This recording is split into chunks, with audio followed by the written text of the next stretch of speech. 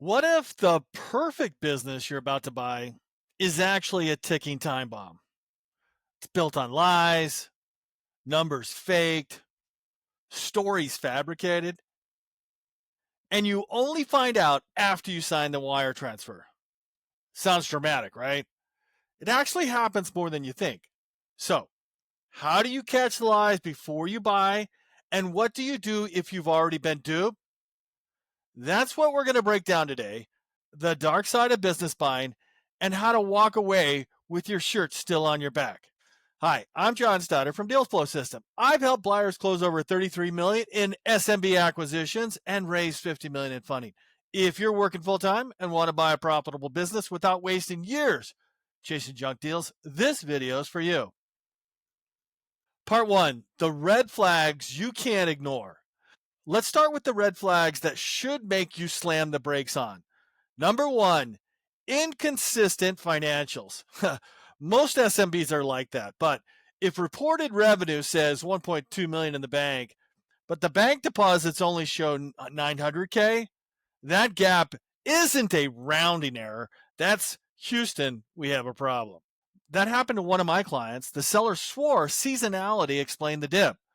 We checked deposits month by month. Turns out the shortfall was every single month. 2, evasive answers. If you ask for tax returns, customer list, or vendor contracts, and the seller starts acting like you just asked for the Netflix password, that's a red flag. Charlie Munger says, show me the incentive and I'll show you the outcome. If they're hiding something, odds are the outcome is you buying a lemon.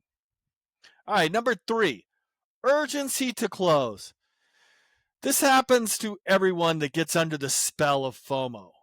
A seller insisting on a 2-week close with no due diligence is like someone rushing into a marriage after the second date. There's a reason for that hurry, and it's usually not because the business is that amazing. So here's a quick question. If you saw any of these signs in a deal, would you keep going or walk away? All right, part 2, due diligence, your shield against deceit. This is where you put the body armor on. First, you got to hire some experts, forensic accountants, transaction lawyers, people whose job is to find the dirt. They'll catch things you'd miss because, well, you're probably not trained to read a tax return like it's a crime scene. And second, verify with third parties. Call suppliers, talk to customers, even check in with employees if you can. One Ray Dalio principle I love. Trust, but verify. But if you can't verify, don't trust. And third, get eyes on the ground. Visit the business. Spend a day watching the traffic. Watch operations. Test the funnel. I once walked into a fully staffed business that supposedly had 12 employees, but there were 5 desks. 2 were empty. The missing employees? Total fiction. Part 3, the legal minefield. What if they lied? All right, let's say you discover lies. Now what? First, understand the difference. Misrepresentation equals a seller made a statement that wasn't accurate, but it may be not malicious. Versus a fraud. They knew it was false, intended to mislead, and you relied on it. And your remedies? Rescission. Undo the deal and get your money back, or have damages. Sue for the loss you suffered. This is why representations and warranties clauses are gold, and the reps and warranties insurance too. They're the seller's legally binding promises. If those promises turned out to be lies, you've got leverage. Here's a Buffett story here. When Buffett bought Nebraska Furniture Mart from Rose Blunkham, he said her books looked like they were the 10 Commandments. Absolute truth. If Rose had lied, Buffett wouldn't have touched the deal. He knew honesty is worth more than the asset itself.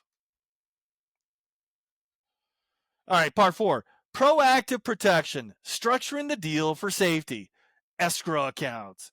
Keep part of the purchase price in escrow, released only after certain conditions are met. and or do earnouts, like tie future payments to actual performance. If the business tanks, the seller doesn't get paid. That could work with revenue sharing too. And personal guarantees. If the seller is willing to put their own skin in the game, odds are they believe their own story. So I have a question for you. If you could design your perfect deal structure right now, how much of the price would you keep in escrow? 10%, 20%, or more? All right, part 5. When it all goes sideways south. You've been lied to, money's gone, now what? Step 1. Assess the damage. What's the real financial hit to you? Step 2. Consider mediation or arbitration. I've been through both. Both of these options are cheaper and faster than a court. Step 3. Learn from it. Your next due diligence checklist will be bulletproof. And look, even seasoned buyers get burned sometimes. Munger says, all I want to know is where I'm going to die, so I'll never go there. Every bad deal teaches you where not to go next time. So let's recap on this video. Spot the red flags early. Use due diligence like a weapon.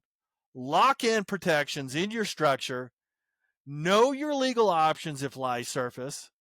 And buying a business is exciting, but don't let excitement blind you to deception.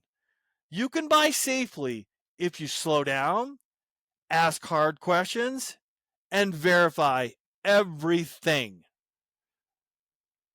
All right, I'm going to close. If you want the playbook I use to help buyers go from working full-time to owning a profitable business, grab my book in the description down below. It's only $9.99, and it's packed with real-world strategies to find deals, value them, and raise capital fast. You could save months, skip rookie mistakes, and own a business sooner. You don't have to figure this out alone. You can shortcut that learning curve. I'm John Stoddard, and I'll see you on the next one.